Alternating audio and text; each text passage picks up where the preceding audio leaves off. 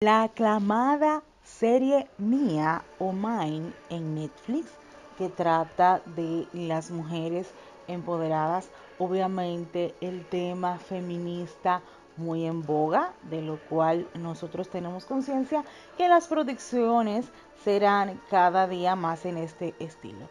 Pero lamentablemente cuando no ayuda la historia, y en este sentido yo voy a decir mi opinión, no voy a considerar una pérdida de tiempo la serie, ya que obviamente tiene sus partes buenas, como la iluminación, como la decoración, como las actuaciones estuvieron impecables, pero la historia y el guión deja mucho que decir.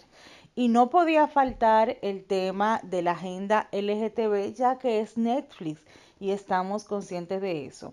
Pero vamos a hablar de por qué yo digo que la serie es absurda. Empecemos por estas mujeres, cuatro mujeres, de las cuales ellas se empieza la historia, ¿verdad? Muy interesante de la mujer que lo resuelve todo, prácticamente en la familia, una mujer inteligente de 40 años, muy centrada, que está pendiente de todas las cosas, es la esposa del hijo mayor de una familia adinerada que tienen un hijo, ya un joven, vamos a decir, entrando en la etapa de adultez. Está el hijo menor, vamos a decir, dentro de la familia que tiene una esposa y un niño de 10 hijos, todo muy bien. También está la que llega a la casa para ser la educadora de este niño. Excelente. Y está la sirvienta que se enamora del heredero. Tiene algo de Cenicienta la serie, tiene algo de mujer empoderada y tiene algo de estupidez.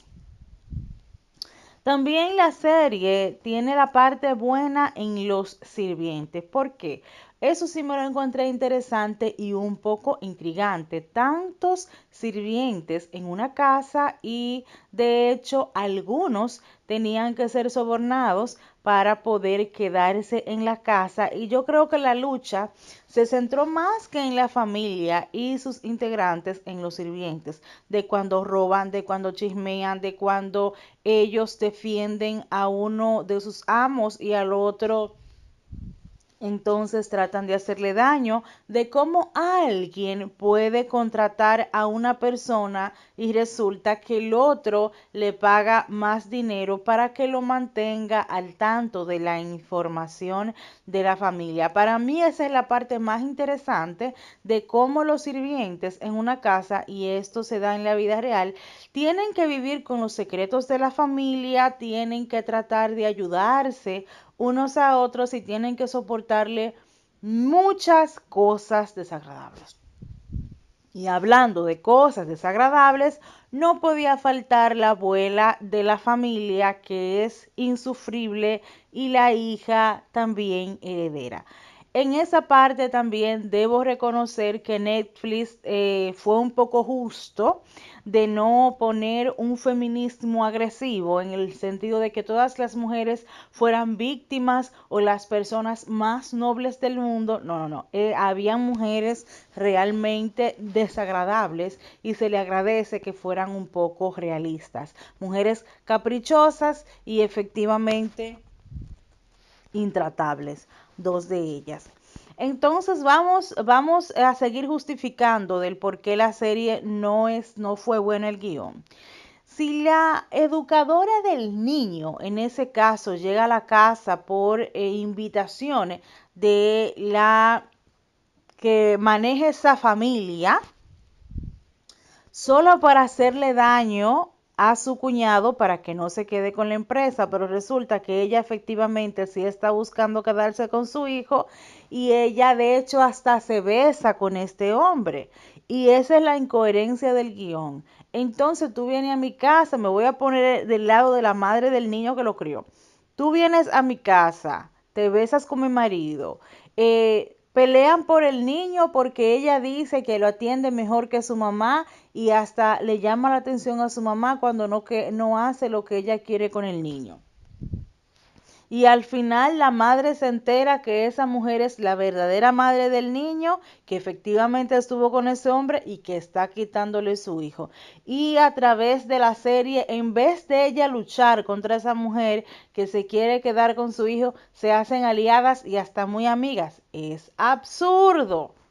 Asimismo, la mujer empoderada, que es la que manilla la familia y hace con la gente lo que le da su gana. Entonces, hay un hijo que es el que ponen como el malo, obviamente, que es un hombre heterosexual, inteligente, que maneja la familia. Obviamente que Netflix lo va a poner como malo, porque Netflix siempre, si es hombre, es estúpido o es malicioso. Y en este caso, ese es el hombre malo. Él a su papá le quiere poner una, una sirvienta, o más bien no una sirvienta, sino una mujer como una enfermera. Y la cuñada le dice que no, porque en esa casa se hace lo que yo diga. Yo quiero ver que un cuñado me diga a mí cómo yo voy a atender a mi papá o que yo a mi papá no le puedo buscar una persona para que la atienda. Por eso es absurda, porque el poder que le dieron a esta mujer estaba por encima de todo el mundo y ella ni siquiera era heredera de la familia, sino simplemente una nuera más. Por eso es absurdo. Yo entiendo que este hombre, el tal hombre malvado, porque es el que tiene la familia y porque tiene un hijo, es malo. En Netflix se sabe que odian a los hombres y que las mujeres la ponen por encima, está bien, pero a él lo ponen de una manera que todos lo odian y que todos lo quieren ver muerto, pero las cosas que él hace no son para llegar a este extremo.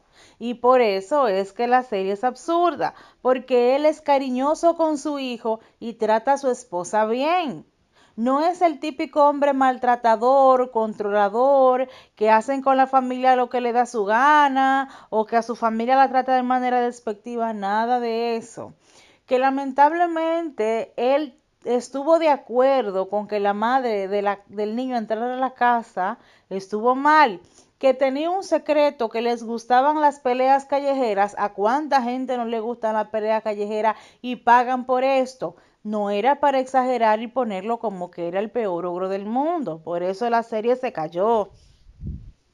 En sentido de guión, en sentido de secuencia como serie. Y al final, obviamente, que vamos a ver que la monja que estaba todo el tiempo guardando secretos, te van a decir que si tú vas a ser monjo o sacerdote, no es porque tú ames a Dios, sino porque llevas una culpa muy grande y ya por eso de que tú hiciste cosas malas, te metiste a la iglesia para expiar tus culpas. Y eso no es cierto porque eso no es siempre verdad. Y también está el hijo mayor que se cría como un parásito que no sirve para nada y que la familia siempre lo mantienen porque obviamente es Netflix.